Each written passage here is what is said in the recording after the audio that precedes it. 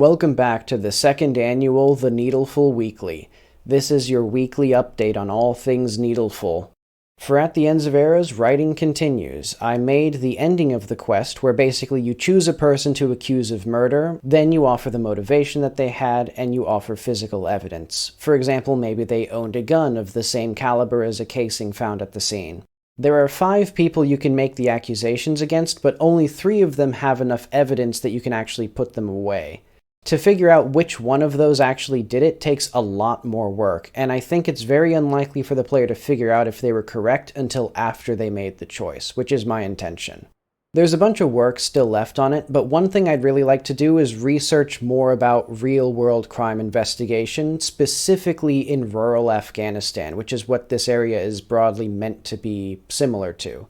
Larger cities will have a normal police force, but these rural regions are largely governed by warlords with cooperation from the state government.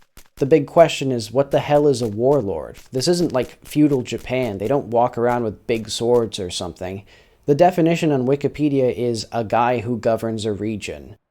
But, if somebody was murdered in an Afghan village, who would you tell? What is the process for investigation? Does the warlord handle it? Does the village itself handle it? Do they go up to the state government and use their police force? Are there police in the area? I've looked for more information, but I feel like the only way I'm going to figure out more is to actually just talk to somebody from rural Afghanistan or go to Afghanistan and murder somebody myself. I can always just make something up. That's one of the reasons it's a fictional country, but that just is less interesting. It would be very interesting to have this standard whodunit mystery and then filter it through a real-world culture and make something that's very different. Of course, there's already the inherent absurdity of a video game protagonist being part of this investigation, but that's just the price you pay to make it interactive.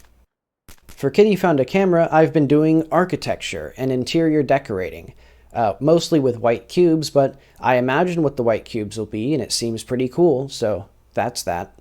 I really do enjoy thinking about people's lives and personalities through the stuff that they have in their home. I also made a bit of music for the game. I only made 15 seconds of music on stream though, because I realized I didn't know how to play any scales with my weird-ass tuning and I completely ran out of steam. I am having doubts that the game will be in a state where I can have the store page ready in October, but hopefully I can just make art that looks interesting enough and make one song for a trailer. Then it should be good. Other stuff, a video is late because I forgot that its deadline was Monday, but it should be ready later this week and the deadline wasn't that important. I also have a devlog planned shortly after, or a video about horror games for Halloween, so stay tuned for either of those. What else? I had a dream where I watched a trailer to an animated movie and now I want to make it, but I realized that I should probably just make a comic or something. Anyway, bye.